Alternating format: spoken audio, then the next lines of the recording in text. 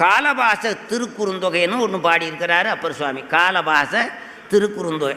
அதில் என்ன சொல்கிறாருன்னா, யமனை கூப்பிட்டு யம தூதர்களை கூப்பிட்டு உத்தரவு போடுறாரு திருநாவுக்கரசர். யம தூதர்களை கூப்பிட்டு உத்தரவு போடுறாரு.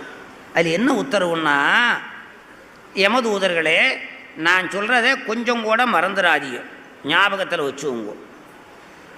சிவபெருமானுடைய பிரசாதமாயிருக்கிற திருநீற்றை பூசி இருக்கின்ற அடியார்களை கண்டிங்கன்னா கும்பிட்டுட்டு போங்க, பக்கத்தில் போயிடாதீங்க.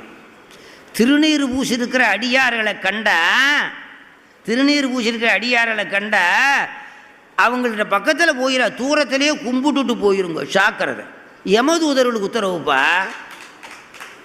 இறையன் சொல் மரவேல் நமன் தூதிவேர் பிறையும் பாம்புமுடை பெருமான் தமர் நரவ நாரிய நல் நறுஞ்சாந்தில் நிறைய நீர் அணிவார் எதிர் செல்லலே.